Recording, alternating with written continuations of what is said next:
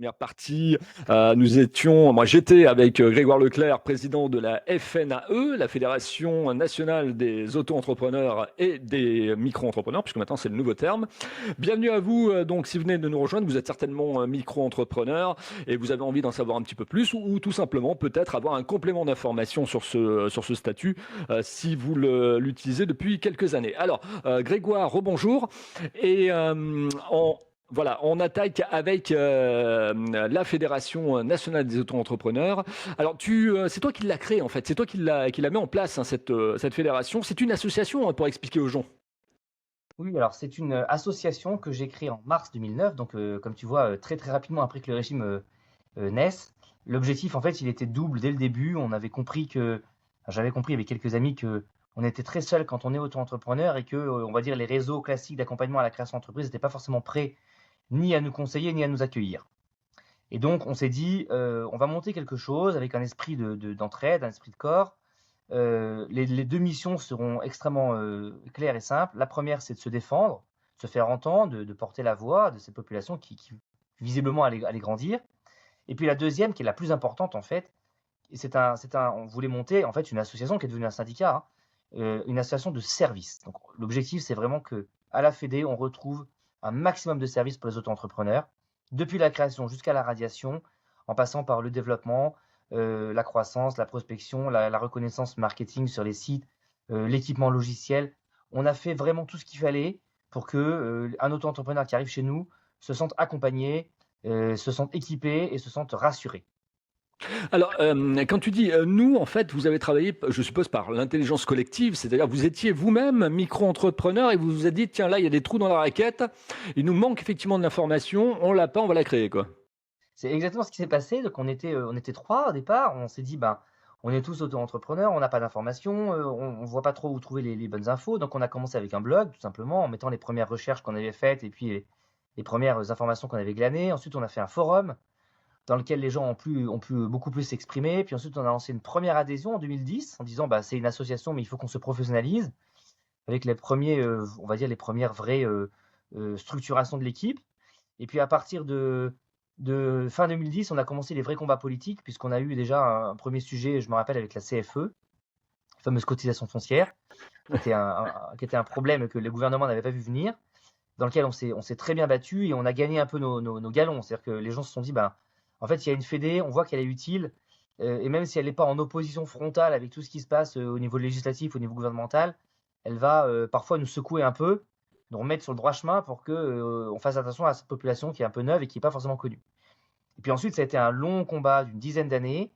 Et ce n'est qu'en 2020 qu'on a gagné la représentativité, c'est-à-dire qu'on est devenu, au même titre que le MEDEF, la CPME ou l'UDP, qu'on est devenu un syndicat représentatif au sens gouvernemental, au sens réglementaire et législatif du terme, hein, puisqu'on est vraiment reconnu, et qu'on a commencé à vraiment avoir notre place dans tous les débats vraiment plus politiques et de protection sociale. Et alors, vous avez un site internet, hein, donc le site internet, c'est fédération-auto-entrepreneur.fr, si je me trompe pas. Oui, c'est Et bon. donc, vous avez inséré tout l'écosystème de communication, hein, par exemple, la newsletter. Combien de personnes inscrites à la newsletter aujourd'hui? Alors aujourd'hui, on envoie la newsletter à 90 000 abonnés. Le nombre d'adhérents de la Fédé avoisine les 70 000, donc on a 70 000 personnes qui cotisent de manière annuelle à la Fédé tous les ans pour être accompagnées, pour être guidées, conseillées, équipées, formées. Et puis on a un panel extrêmement fort de services, hein. On aide à l'inscription, on aide effectivement à la radiation, on aide à l'assurance, on aide à la création de devis et factures avec un logiciel qu'on a développé exprès pour les adhérents. On aide au référencement sur internet, on forme au régime avec des formations soit en ligne, soit physiques, sur site. On accompagne évidemment aussi sur la partie protection sociale, puisqu'on a des cellules d'accompagnement pour voilà, mettre en rapport l'auto-entrepreneur avec l'URSSAF ou avec la CIPAP ou avec différentes, ou avec le CPSTI par exemple. Et on a aussi un club avantage qui permet aux auto-entrepreneurs de faire des économies sur tout un tas de produits et services, puisqu'on est très nombreux à acheter ensemble. Donc on peut bénéficier de tarifs très agressifs sur certains points. Alors, la fédération, elle est découpée, je dirais, il y a des instances un peu par région. Moi, je suis à Rennes. Est-ce que je peux aller dans une fédération nationale des auto-entrepreneurs, donc gérée et présidée par Grégoire Leclerc, même s'il est... Tu es à Rambouillet, hein, le siège est à Oui, Rambouillet, c'est c'est ça, ça? exactement. D'accord. Alors Donc, voilà, je, oui. je reprends mon exemple, je suis à Rennes, j'ai envie de m'inscrire à la fédération. Est-ce qu'il y a des bureaux ou est-ce que c'est des choses que tu penses effectivement développer et mettre en place, faire un peu ouais, des sections régionales où les micro-entrepreneurs pourraient se rencontrer, tu vois, faire des sortes de petits apéros du matin, un peu ce que fait le BNI ou d'autres clubs d'entreprise, tu vois. Ça serait pas mal parce qu'en fait, il n'existe rien au niveau des micro-entrepreneurs Non. et des auto-entrepreneurs où ils peuvent se retrouver, tu vois, où il y a ce principe d'échange, de partage, de solidarité et de networking. Oui. Alors c'est une très bonne question. On a essayé beaucoup de choses. Pour être tout à fait clair, aujourd'hui, on n'a pas de dispositif vraiment local qui permette ce type d'organisation. Donc d'abord parce qu'on traite énormément de volume, donc on le fait surtout de manière digitale et en ligne. On traite énormément de supports. On a à peu près 20 000 tickets ouverts par an sur notre support pour accompagner les entrepreneurs. Donc ça déjà, c'est très important. On traite aussi beaucoup via nos newsletters de l'information descendante. On a aussi une application mobile qui distribue de l'information. On a essayé donc tout un tas d'émissions, de live, de points un peu réguliers avec les auto-entrepreneurs. On a créé des sections, mais qui sont plutôt des sections professionnelles, c'est-à-dire une section sur le bien-être, une section auprès des livreurs et des VTC, une section plutôt autour du service à la personne, une section autour du handicap. Donc on a des sections plutôt dédiées, mais encore une fois, c'est plutôt en ligne.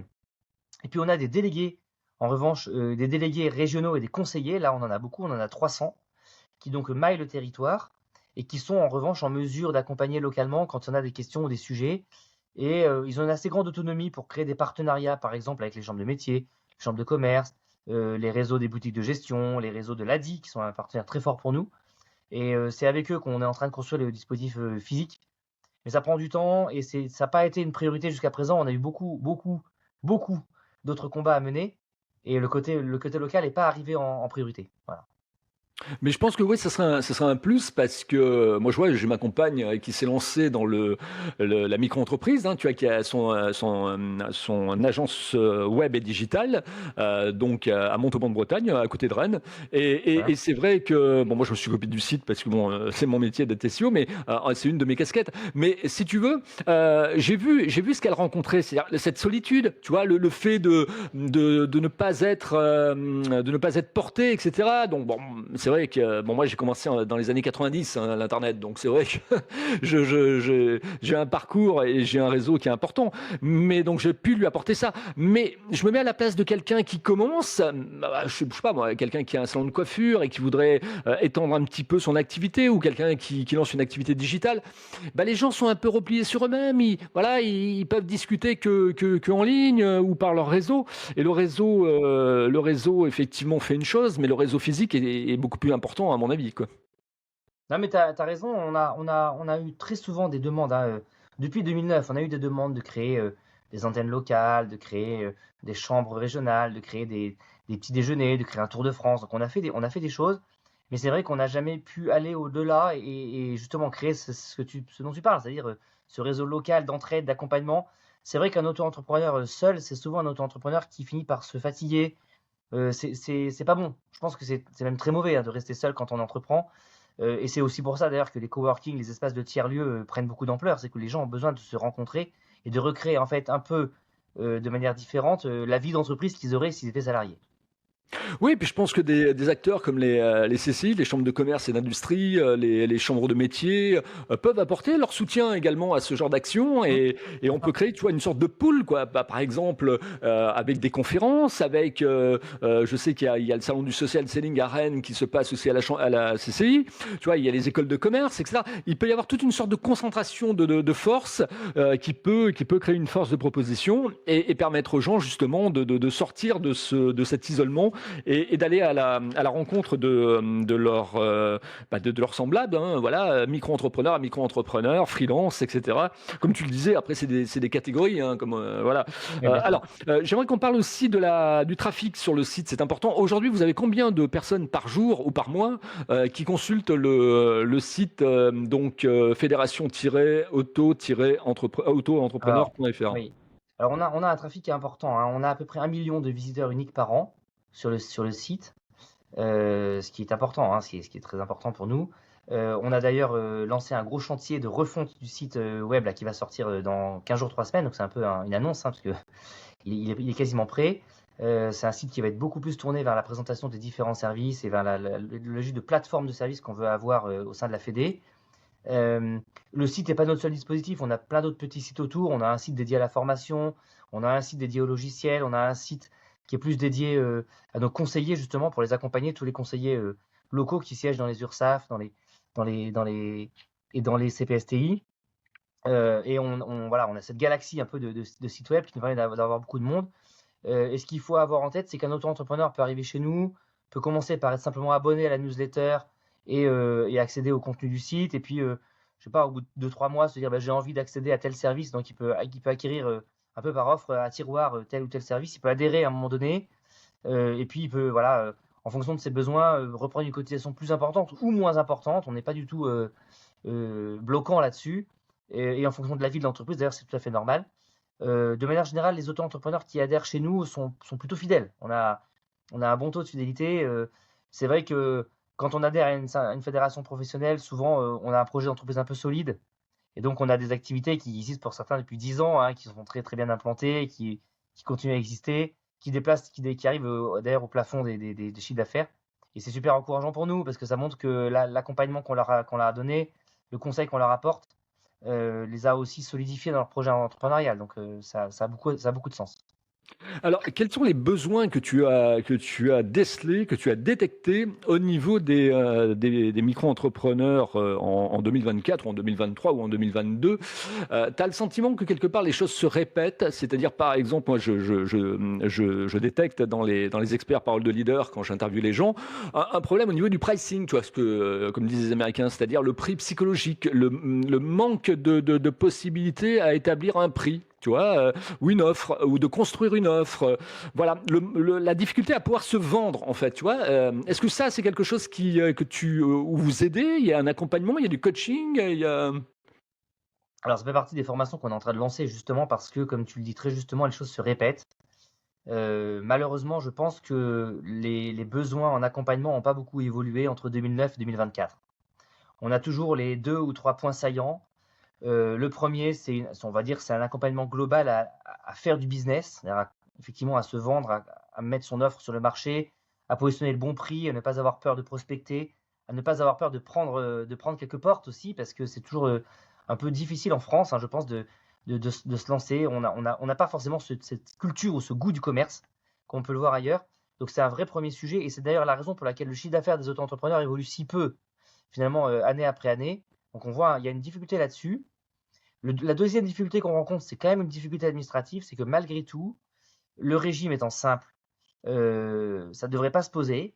Et malgré tout, on a des auto-entrepreneurs qui galèrent aujourd'hui sur des démarches digitales, sur des déclarations de chiffre d'affaires, sur la bonne compréhension de ce qu'ils doivent déclarer, avec ou sans les frais, avec ou sans le ticket de train, le ticket de bus, qu'est-ce que je peux déduire, comment je gère ma TVA. Donc on a quand même, globalement, je trouve, une difficulté en gestion, hein, c'est un point. Et puis la troisième difficulté qu'on repère quand même beaucoup, c'est une difficulté à se digitaliser et à se présenter en ligne. Euh, on a encore beaucoup de personnes qui fonctionnent que par le bouche à oreille et par la présence locale, les petites affiches, les petits flyers, les petits papiers qu'on distribue dans le quartier ou dans la ville. Mais la présence digitale n'est pas assez forte chez les auto-entrepreneurs. Ça va d'ailleurs leur poser un problème quand la facture électronique va arriver parce qu'ils ne sont pas outillés encore assez en matière de gestion.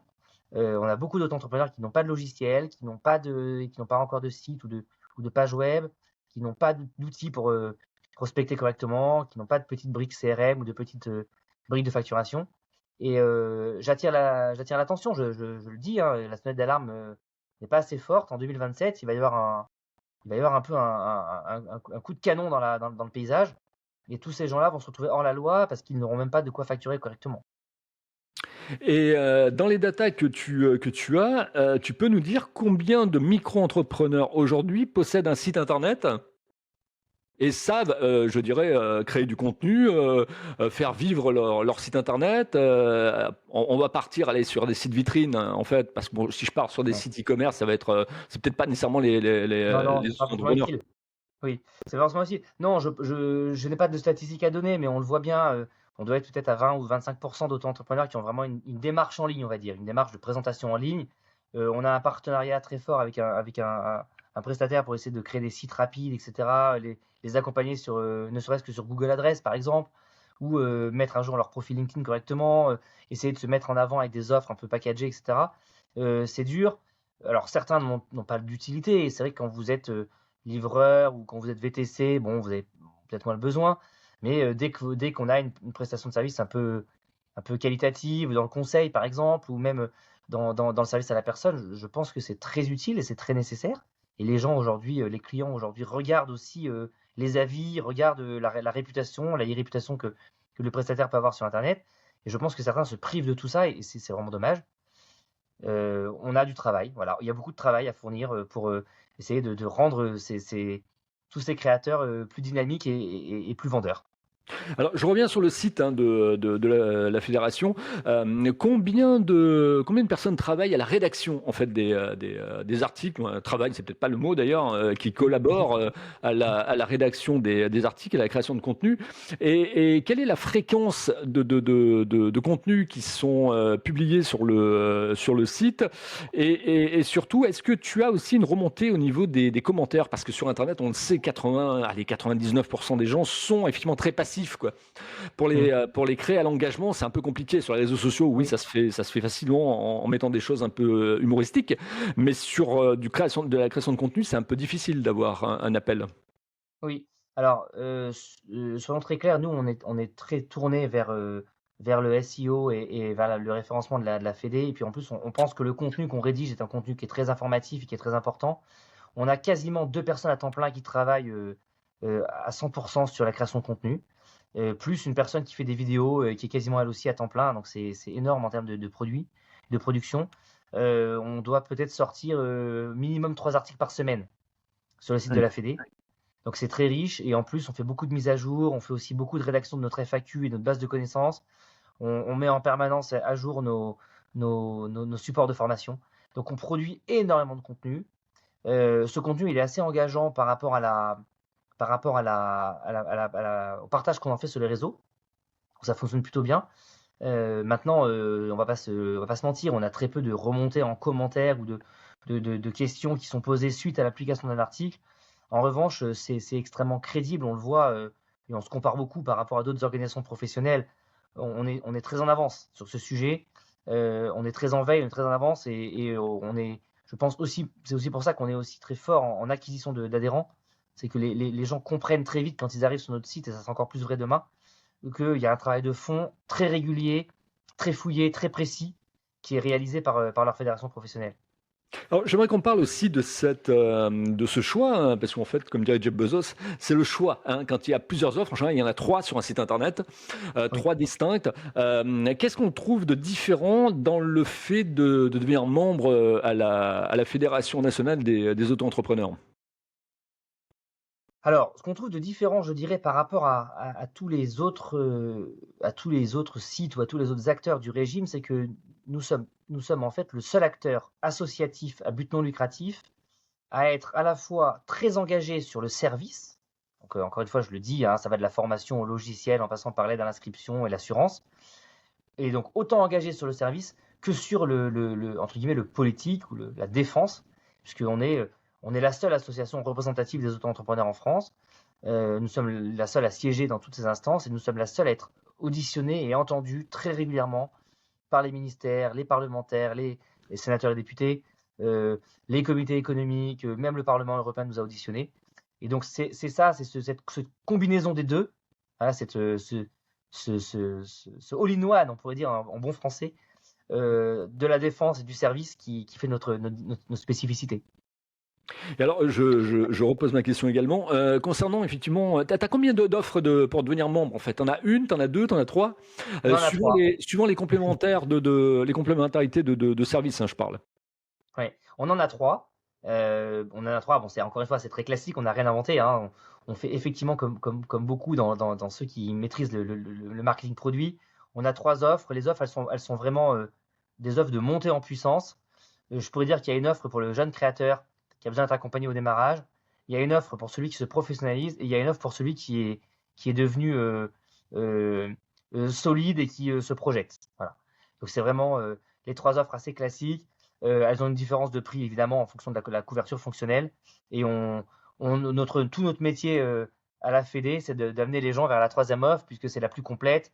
Elle permet de couvrir l'ensemble des besoins et elle donne, je pense aussi, beaucoup d'économies. C'est-à-dire quelqu'un qui adhère chez nous, en réalité, elle lui coûte rien cette adhésion parce qu'il économise, ne serait-ce que grâce au club avantage, beaucoup d'argent sur ce qu'il a tendance à acheter, ne serait-ce qu'en informatique, en consommable, en loisirs, puisqu'on va assez loin dans le comité d'entreprise, entre guillemets. Et donc, c'est une cotisation qui ne lui coûte rien. Et les trois offres, alors, coûtent combien? Si on peut expliquer aux gens et puis peut-être leur donner envie. Oui, alors en fait, il y a trois adhésions. La première adhésion, elle est toute simple, elle coûte 12 euros par an. C'est vraiment ce que je dis, c'est se concentrer sur le principal. Donc c'est le club de réduction pour le pouvoir d'achat de l'auto-entrepreneur et que sa voix compte dans la défense, hein, parce que tout adhérent est comptabilisé ensuite par le gouvernement, par les instances gouvernementales, et donc permet de peser dans la représentativité de notre fédération. La deuxième offre, c'est l'offre pro à 64 euros par an, dans laquelle vous allez retrouver l'assistance juridique, des dossiers pratiques pour avancer sur les problématiques que vous pouvez avoir avec un client, des guides pour rédiger des conditions générales de vente ou des devis types. Là, on aura évidemment, bien sûr, la newsletter mensuelle. Et puis l'offre premium, elle, qui est à 139 euros par an, dans laquelle vous allez retrouver la médiation à la consommation, qui est obligatoire pour ceux qui ont des clients particuliers. On va retrouver une protection juridique et on va retrouver un accès au logiciel pour un temps donné. Donc on va vraiment lui offrir en plus le logiciel pour quelques mois, de manière à ce que l'auto-entrepreneur puisse carrément se professionnaliser. D'accord. Au niveau tu nous parlais de formation tout à l'heure. Ces formations, en fait, c'est de la formation professionnelle continue, c'est de la formation d'accompagnement. Comment les gens peuvent, je dirais, profiter de cette formation? C'est quand ils sont membres à la fédération ou est-ce que c'est des services qui Non. sont premium? Non, on n'a pas besoin de. Alors, on a voulu dès le début ouvrir cette formation à tous. Donc, on n'exige pas une adhésion pour être formé chez nous. On est plutôt sur des formations blended, c'est-à-dire qu'on a du contenu en ligne sous forme de e-learning assez simple qui permet de se connecter, de suivre quelques modules et de répondre à des quiz. Et puis on a de la formation à distance ou sur site, en général d'une journée, dans laquelle on va passer en revue tout le régime, toutes les démarches à connaître, toutes les formalités à maîtriser, tous les bons réflexes à acquérir. En général, l'auto-entrepreneur qui sort de cette formation, il est absolument ravi. On a des taux de satisfaction qui sont très très bons. D'ailleurs, on a des témoignages assez sympas. Et l'objectif, évidemment, c'est de la rendre la plus ouverte possible. Donc, elle est finançable par le CPF, bien sûr. Elle est aussi finançable par certains fonds de formation quand on est en reconversion professionnelle. Elle est reconnue effectivement par les instances de France Compétences. Et on va toujours plus loin dans la reconnaissance. On est bien sûr organisme certifié Calliope, comme tous les organismes un peu sérieux de ce pays sur la formation. Et vous faites rentrer des personnes, je dirais, extérieures à la fédération, par exemple des experts dans chaque domaine, dans chaque catégorie de domaine, suivant par exemple une typologie ou une catégorie effectivement de sujets que vous voulez traiter pour justement apporter un complément d'information et là aussi être force de proposition au niveau de la Fédé? Alors, ce qu'on fait en général, c'est que, en fonction des branches dans lesquelles on travaille, si c'est par exemple le service à la personne, ou si c'est les professions de santé et de bien-être, ou si c'est les VTC, les livreurs, on est accompagné toujours par un, deux, trois auto-entrepreneurs qui sont des experts de ce milieu-là, de ce secteur-là. Ils nous parlent en connaissance de cause, de comment ils ont vécu, comment ils vivent au quotidien, leur quotidien. Ça, c'est très important pour nous parce que on veut pas être loin du terrain. On veut pas être une instance nationale un peu dans les nuages qui plane entre les palais dorés du Sénat et de l'Assemblée nationale. C'est pas du tout l'objectif. On est très ancré sur le quotidien, sur le terrain. Tous nos administrateurs sont auto-entrepreneurs ou l'ont été longtemps. Et donc, tous connaissent, là aussi, les difficultés du terrain. Et puis, on écoute énormément nos conseillers, les 300 conseillers qui sont présents partout en région et même en outre-mer d'ailleurs, hein, sont là. On les rencontre une fois par mois. On discute avec eux. On a vraiment une personne en charge à 100% du réseau. Et donc, elle les écoute, elle leur demande quelles sont leurs attentes, de quoi ils ont besoin, où est-ce que ça grogne, est-ce qu'il y a des problèmes de prix, est-ce qu'il y a des problèmes de marge, est-ce qu'il y a des problèmes de protection sociale, est-ce qu'il y a des problèmes de santé, est-ce qu'on voit des difficultés apparaître. Et c'est tout ça qui enrichit en fait la Fédé, c'est le terrain. Voilà. Et ensuite, bah, nous, au national, en fait, on est là pour coordonner, euh, choisir les bons combats, prendre les bonnes décisions d'organisation de la structure, et puis aller voir et voilà, la presse ou les ministères quand c'est nécessaire. Quel est le taux récursif ou récurrent des adhésions, je dirais, annuelles, par exemple, sur les 3 offres que tu nous as présentées là? Alors on a des taux de churn qui sont très faibles, hein. C'est-à-dire nos auto-entrepreneurs, encore une fois, ils restent, hein, on a 90 à 92% d'adhésions qui sont renouvelées d'une année sur l'autre. Donc c'est très bon signe. Il y a plusieurs raisons à ça. D'abord, les cotisations sont très faibles. On n'a pas des cotisations très chères, hein. Quand on paye 12 ou 64 euros par an, c'est pas considéré comme une cotisation très élevée. Et d'ailleurs, les organisations professionnelles qui sont en face de nous sur la partie plus de grandes entreprises ont des cotisations bien supérieures, donc ça n'a rien à voir. Et puis la deuxième, c'est que bah, on a professionnalisé, on a apporté du service, on apporte pas mal de petites briques sympathiques aux adhérents. Et donc ils restent, hein, ils restent. Ceux qui s'en vont en général, c'est ceux qui arrêtent leur activité professionnelle, parce que non, ça arrive, hein, c'est normal. Ils retrouvent une activité salariée ou ils partent en retraite ou ils ont fini une mission qui était une mission de 2 ou 3 ans, ils ont arrêté leur activité. Voilà, donc eux, ils arrêtent, c'est normal. Et pour ceux qui continuent, en général, ils restent longtemps. Et alors justement, tu me donnes la jonction. Donc là, je vais te poser des questions un petit peu en rafale au fur et à mesure. Donc fais-moi des questions un peu plus courtes.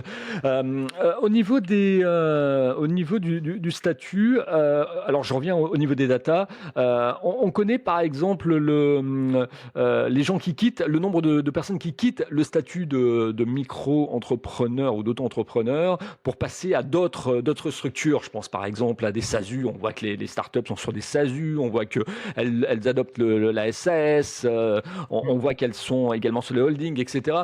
Est-ce que là, on a un pourcentage concernant le régime, le Ouais, statut, alors, pardon?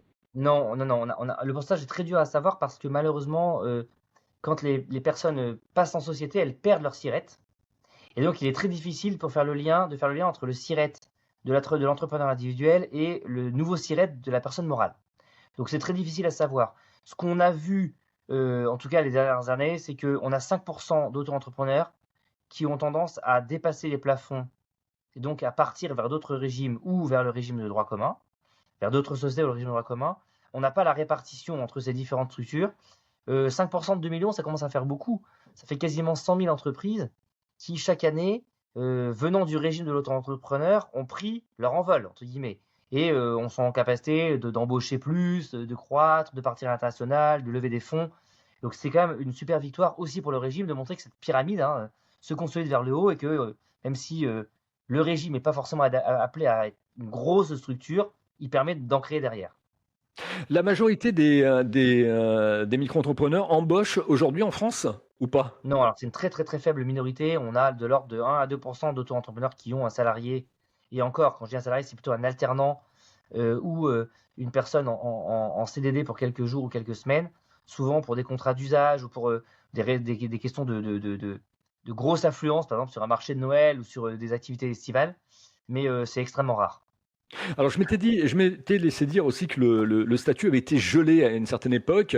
En fait, au niveau gouvernemental, tu as rencontré toi notre président de la République, Emmanuel Oui, Macron, pour pouvoir oui, bien lui sûr. parler de statut, parce qu'il y avait des gens qui étaient inquiets, hein, par rapport à ce qui se passait au niveau du statut. On se disait, bah, est-ce qu'il va pas disparaître? Voilà, est-ce qu'il va pas tout basculer sur le... Parce que il faut voir que au niveau par exemple de Infogreffe, quand tu regardes le statut de micro-entrepreneur, il est catégorisé en fait sur entreprise individuelle. Absolument. Tu vois?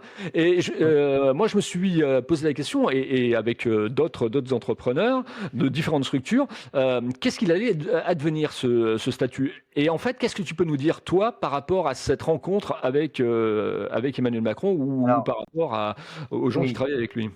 moi, j'ai eu l'occasion de rencontrer Emmanuel Macron une fois pour parler un peu de manière générale de l'ensemble du régime et de ce qu'il y avait derrière dans son esprit. Et puis on discute beaucoup avec effectivement le ministre de l'économie, les différents ministres de l'économie et les équipes la direction générale des entreprises ou la direction de la sécurité sociale.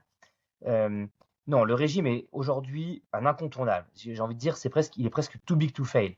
Avec 2 millions d'affiliés, euh, de l'ordre de 26 milliards de chiffre d'affaires l'année dernière, c'est un régime auquel on ne touchera pas. Ça, c'est clair. C'est un régime qui a d'ailleurs tendance à se consolider encore plus, puisque 70% de la création d'entreprise se fait aujourd'hui sous la forme de l'auto-entreprise. Il y a plusieurs possibilités pour l'avenir. Il y en a une qui serait d'augmenter encore les plafonds pour toujours essayer de lisser le plus possible cet effet de seuil entre je suis entrepreneur individuel micro et je suis entrepreneur individuel de droit commun. C'est une piste à laquelle on réfléchit actuellement. Il y aurait une autre possibilité, c'est de ne plus du tout avoir de plafond, en disant finalement tout le monde peut être auto-entrepreneur et puis les cotisations sociales sont calculées comme ça à vie.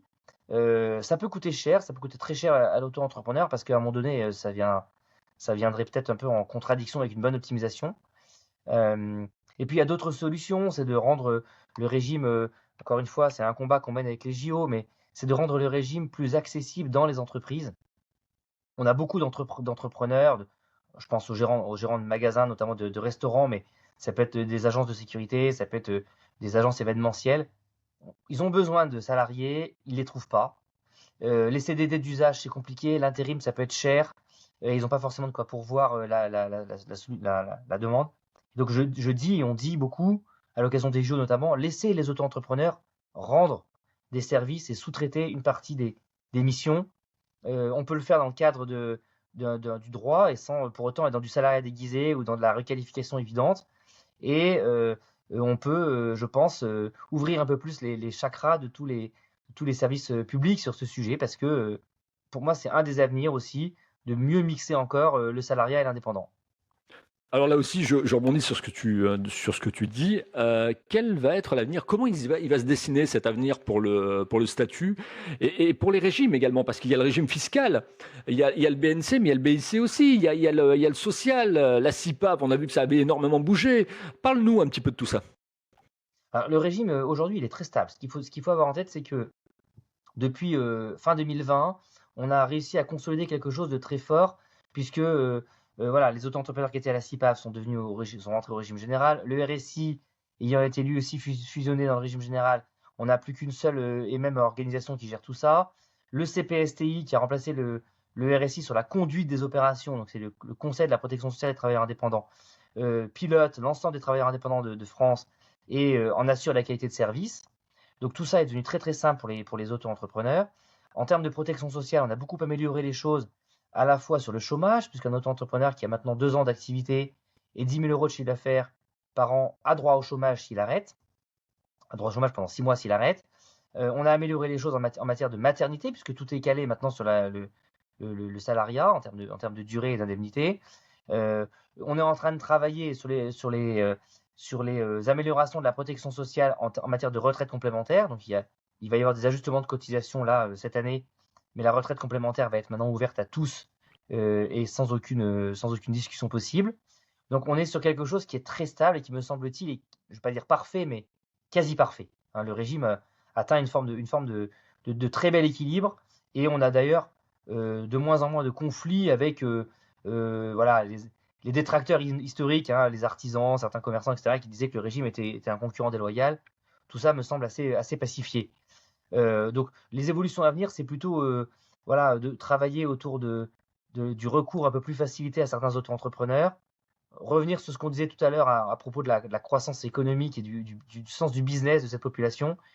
Et puis voilà, il faut toujours rester en veille parce que les gouvernements peuvent changer, les positions politiques aussi. Donc on reste évidemment une fédération de combat si jamais le régime venait à être contesté.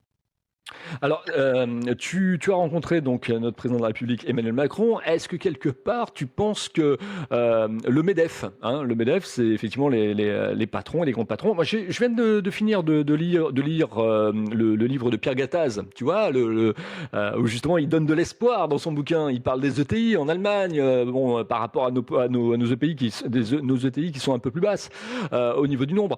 Mais il parle aussi du statut d'auto-entrepreneur et de micro-entrepreneur. Quels sont les liens que vous avez, vous, au niveau de la FEDE, de la Fédération nationale des auto-entrepreneurs, avec le MEDEF? Parce que là, c'est important dans la mesure où est-ce qu'il y a une reconnaissance de la part du MEDEF sur ce statut-là? Et est-ce que quelque part, ils ont envie d'être là aussi partie prenante, de vous apporter des choses? Alors on peut pas dire ça. On n'est pas, ceci dit, on n'est pas en conflit. On fait en sorte, nous, dans l'esprit et dans la genèse même de la Fédé, on n'est pas une fédération clivante. On est là pour, au contraire, essayer de rapprocher le plus possible les points de vue. Je le dis tout à l'heure, moi, je vois bien la politique économique de ce pays sous forme de pyramide. On représente le socle, le socle de base. Il y a 2 millions d'auto-entrepreneurs. Ce sont des gens qui appréhendent la chose économique, qui appréhendent l'entrepreneuriat, qui appréhendent la création, qui voilà, se font petit à petit au business. C'est une première couche. Ensuite, on voit bien qu'on a en deuxième rideau, effectivement, les artisans, les commerçants, les professions libérales un peu plus structurées. Ils sont représentés souvent à la CPME, à l'UDP. On arrive aussi à s'entendre avec eux. On est adhérent de la CPME d'ailleurs. Et puis c'est vrai, il y a les grands patrons qui sont plutôt présents au MEDEF. Tout le monde a son mot à dire sur le travailleur indépendant et sur l'auto-entrepreneur parce que tout le monde regarde le bas de la pyramide et tout le monde se dit bah, est-ce que ces gens-là vont un jour devenir parmi mes adhérents, parmi mes confrères, mes collègues, des entrepreneurs plus solides. On a d'ailleurs des discussions avec le MEDEF, on en a évidemment tout le temps avec la CPME puisqu'on est adhérent.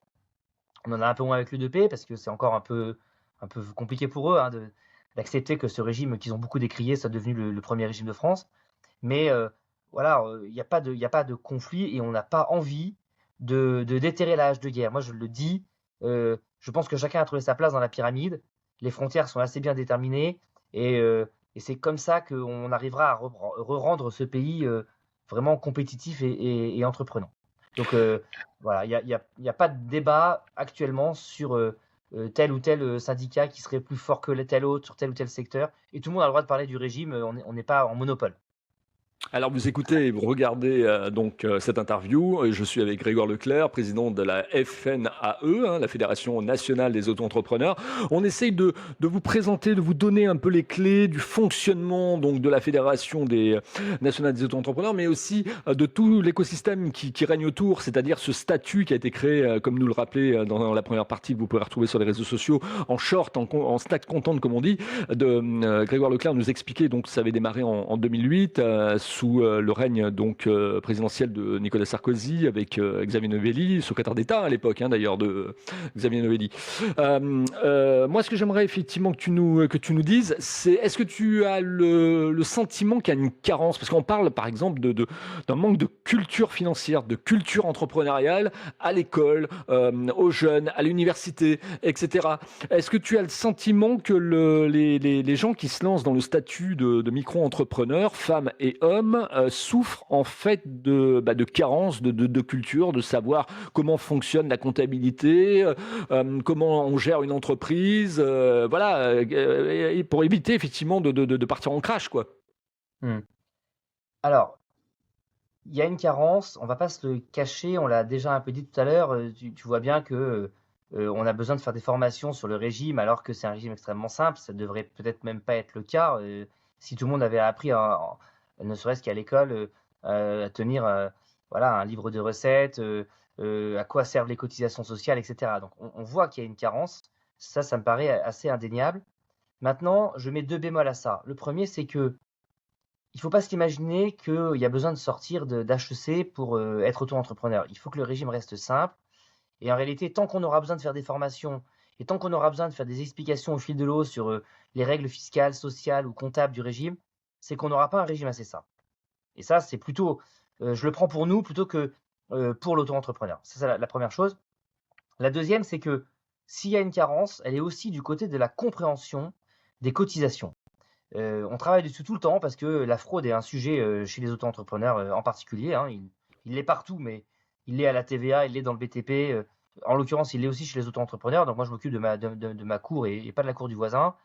On a besoin de mieux préciser à quoi servent des cotisations pour que les gens arrêtent de frauder. Pendant le Covid, ça s'est vu, ça s'est énormément vu. Les gens avaient déclaré des chiffres d'affaires ridicules alors qu'ils avaient fait beaucoup plus. Et au moment de les aider, ils se sont rendus compte qu'ils n'avaient pas assez déclaré pour bénéficier du fonds de solidarité, par exemple. Et là, ils ont compris, en fait. Ils ont compris ce que ça voulait dire, la solidarité nationale. Ils ont compris que quand on cotise, c'est des droits à la retraite, c'est des droits à la maladie, c'est des droits aux soins, c'est des droits à l'accès du travail. Et tout ça, on ne le dit pas assez. Et s'il y a une carence, c'est aussi en matière de protection sociale. D'accord. Oui, et puis il faut rappeler aussi, et ça je pense que tu peux le rappeler comme moi je peux le rappeler, l'aspect gestion, hein, c'est très simple, hein, c'est un cahier, recettes, dépenses, voilà, à la fin une balance effectivement pour voir si on est à l'équilibre ou pas, et puis la CFE à l'année, hein, donc la CFE d'ailleurs ça veut dire quoi? Contribution Foncière de foncière. l'entreprise. Voilà, foncière des entreprises. Et d'ailleurs, cette fameuse CFE était calculée, je crois, sur le nombre de populations avant, et maintenant elle est passée sur les recettes, non? Ils ont changé le mode de calcul, non? Elle était calculée sur une surface, c'était Oui, compliqué c'est parce ça, qu'elle c'est était, ça. Oui. ouais, elle était pas facile. Bon, aujourd'hui, on s'est beaucoup battu sur la CFE, on n'a pas obtenu complètement gain de cause parce que je voulais qu'elle soit en pourcentage du chiffre d'affaires, donc proportionnelle au chiffre d'affaires. Mhm. On l'a pas obtenu. En revanche, on a obtenu des plafonds de CFE, ce qui fait que, grosso modo, les auto-entrepreneurs sont moins gênés qu'avant par la cotisation. Ça reste toujours une petite cotisation. Après, c'est une cotisation locale. Les agglomérations sont sensibilisées à ça et font attention aussi au fait de ne pas assommer les auto-entrepreneurs parce que s'ils le font, ils auront moins d'entrepreneurs individuels demain dans leurs agglos et donc forcément, ils auront moins de dynamisme économique. Donc tout ça se tient. Je pense qu'il y a une responsabilité des élus sur ce point, en tout cas qu'il faut rappeler et à laquelle il faut continuer à appeler pour qu'ils soient voilà, raisonnables sur les cotisations foncières. Et est-ce que tu remarques que dans les activités des micro-entreprises, en fait, on retrouve des cumuls, c'est-à-dire des activités multipliées, une sorte de superposition, ou est-ce que les gens arrivent quand même à se comporter, à mettre dans des cases une activité, une compétence, etc. Ils l'exercent en tant que tel, ou est-ce qu'ils font plusieurs choses sous le même code APE, quoi? Non, non, alors le cumul d'activités est très très fréquent. Bon, c'est un peu normal aussi. C'est vrai qu'on est dans une population, dans une société d'ailleurs où les gens les gens font plusieurs métiers dans leur carrière et ont plusieurs mêmes activités dans une même année. Il est très fréquent qu'on ait effectivement à la fois les métiers du conseil, mais aussi des métiers du soin, qu'on ait des gens qui maîtrisent à la fois, par exemple, du BTP, mais font aussi d'autres activités en parallèle, notamment dans l'immobilier, hein, on peut avoir ça. Voilà, donc il y a beaucoup de métiers, non, non, c'est de plus en plus fréquent, ces métiers où les gens cumulent plusieurs activités dans le code APE. On l'a aussi beaucoup, et c'est une grande nouveauté chez les retraités, hein, de plus en plus de retraités sont auto-entrepreneurs, pour plein de raisons, mais souvent pour des raisons de pouvoir d'achat. Et là aussi, c'est très intéressant de voir que, ils sont capables de générer des activités et des compétences soit acquises pendant la vie professionnelle, soit acquises pendant la retraite, et qu'ils arrivent à valoriser. Alors, avant d'arriver sur les dernières questions, parle-nous un peu de l'intérieur de la Fédération nationale des auto-entrepreneurs. Elle est constituée de qui? Alors, de toi, on l'a compris, bien évidemment, en tant que président. Mais quelles sont les autres personnes, quels sont les autres acteurs pour que justement les gens aient envie de devenir membres et se disent, bah tiens, là oui, je suis accompagné. Il y a des personnes, effectivement, qui sont voilà, des personnes de racine du statut et du Oui, régime. alors la fédération, c'est pas très complexe hein, comme organisation. On a effectivement un bureau et un conseil d'administration composé exclusivement d'auto-entrepreneurs ou d'ex-auto-entrepreneurs, mais qui l'ont été très longtemps, qui sont des experts du sujet. Ça fait une petite quinzaine de personnes. On a un petit conseil d'experts aussi qui nous accompagne sur certains sujets. Ensuite, on a une quinzaine de permanents, donc c'est des salariés qui sont basés à Nantes, qui réalisent l'ensemble des services, l'ensemble des supports, l'ensemble des contenus, l'ensemble des développements logiciels, l'ensemble du site, enfin voilà, qui préparent tout ça. On a une petite dizaine de prestataires sous-traitants à qui on confie des missions voilà, soit très techniques, soit d'assurance, soit de d'accompagnement juridique. Voilà, le comité d'entreprise, par exemple, qu'on appelle le club avantage chez nous, est bien sûr sous-traité.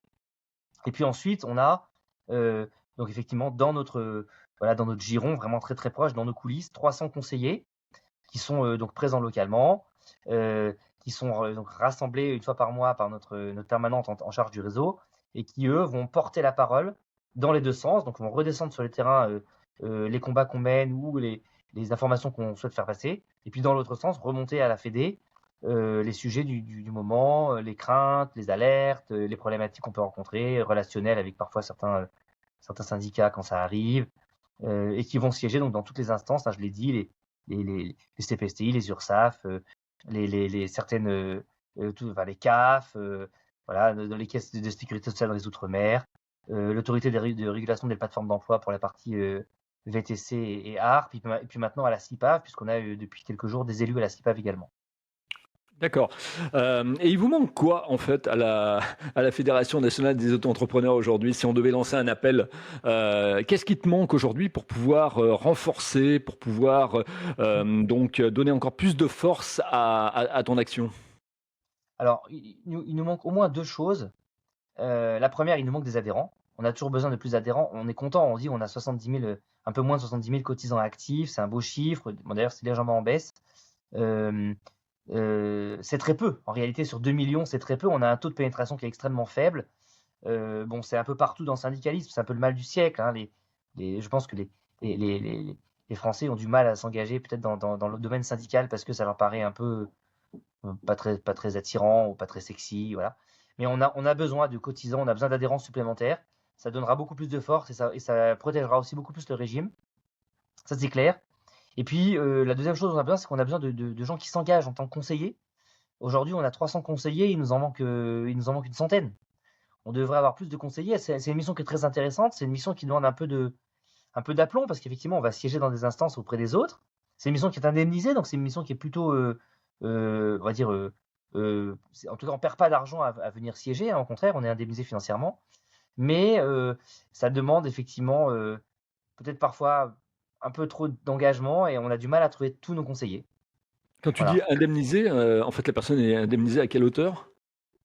Alors ça dépend un peu des instances, etc. Mais les demi-journées ou les journées de travail qui ne sont pas gagnées en tant qu'indépendant, mais passées auprès des instances, donc auprès de l'URSSAF par exemple, auprès du CPSTI, sont indemnisées. Ça va dépendre, ça va être entre 30 et 60 euros la demi-journée. Allez, maintenant, on va passer donc à la question marqueur des experts parole de leader. Normalement, vous l'avez à l'audio. Là, vous allez l'avoir à la vidéo, hein. On va voir effectivement la réponse de notre ami Grégoire Leclerc, donc président de la FNAE, Fédération nationale des auto-entrepreneurs. Comment tu trouves ma façon d'interviewer les gens, Grégoire?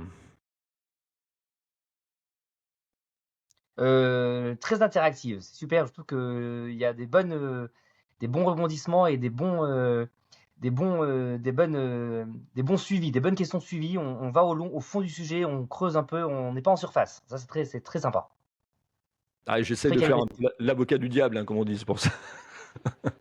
Mais c'est très bien, ça permet d'aller loin dans le sujet. C'est vrai qu'on n'a pas souvent le cas et l'occasion de parler d'un sujet à fond et d'aller vraiment dans le détail. Donc, c'est très agréable de pouvoir le faire.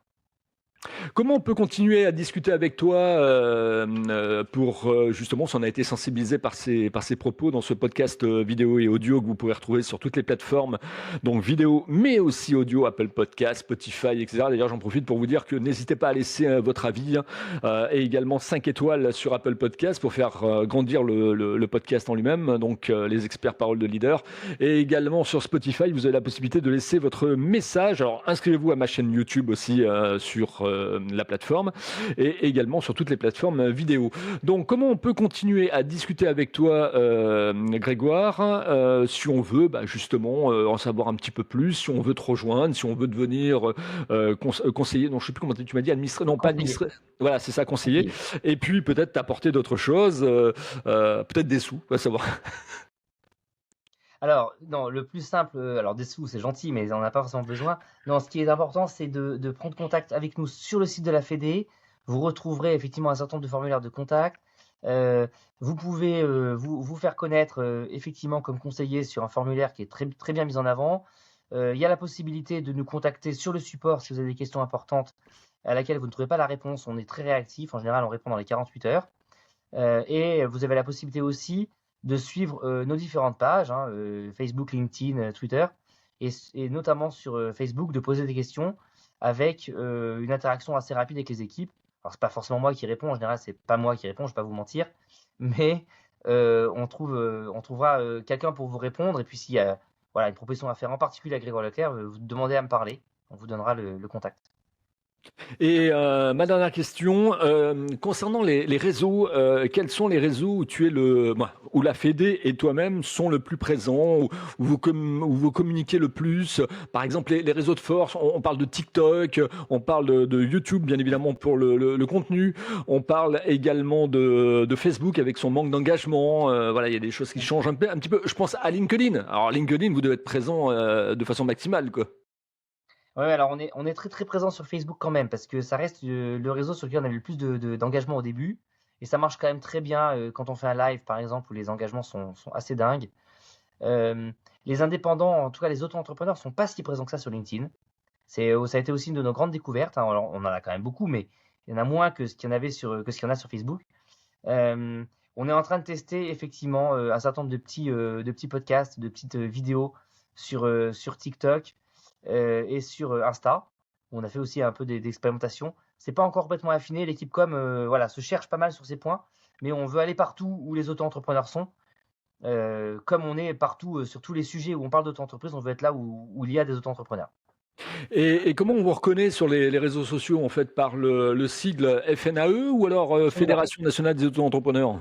Non, on nous reconnaît plutôt avec le sigle FNAE, même si on essaye aussi de l'expliciter pas mal parce que c'est pas toujours facile pour les gens de comprendre ce que ça veut dire, mais c'est plutôt le sigle qu'on essaie de mettre en avant. D'accord. Et au niveau des médias, est-ce que vous avez été très vite reconnu? Vous êtes passé, vous avez eu des articles. Là, je sais que tu es passé sur BFM TV, nos confrères, il y a peu de temps, quoi. Alors oui, les médias, c'est un peu le nerf de la guerre, hein, quand on est une fédération professionnelle et qu'on fait de la défense et du porte-parole, il faut qu'on soit présent dans les médias. Donc on a mis beaucoup d'efforts dès le début, dès 2010.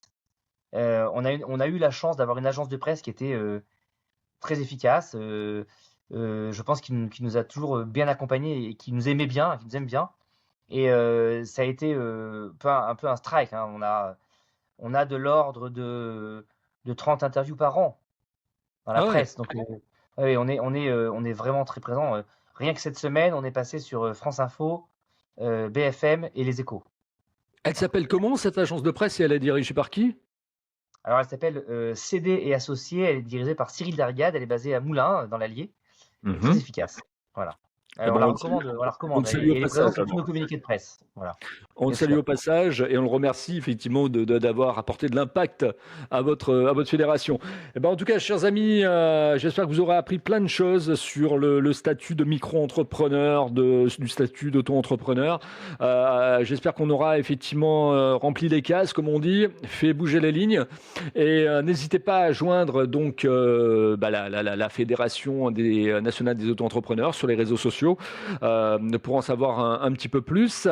N'hésitez pas à commenter également cette vidéo parce que c'est important. Ça nous permettra à moi et puis à Grégoire de savoir aussi si on était pile dedans ou si on a oublié des petites choses, quitte à en refaire une prochaine pour un petit rattrapage si vous aviez quelques manquements. Et puis n'hésitez pas aussi à porter de l'engagement, hein, donc à liker, à republier sur les réseaux sociaux, LinkedIn, Insta, à partager. C'est très important à créer du bouche à oreille et puis que ça soit viral. Et puis en même temps, donc à ouvrir le débat, hein, parce que sur LinkedIn, vous savez que maintenant il y a une nouvelle politique, l'algorithme s'est renforcé. Et si vous voulez passer dans les cercles 1, 2, 3, eh ben, il faut d'une certaine manière créer le débat. Il faut que vos commentaires soient de plus en plus engageants. Voilà. Je vous dis à très très bientôt, donc, chers entrepreneurs et entrepreneuses. Et merci Grégoire donc d'avoir passé un peu plus de 52 minutes, 53 minutes maintenant avec moi, plus effectivement la partie snack contente. Je pense que tu t'es bien éclaté également et puis on a dit beaucoup de choses. Merci Philippe. Voilà. Merci, à très bientôt et merci de votre fidélité.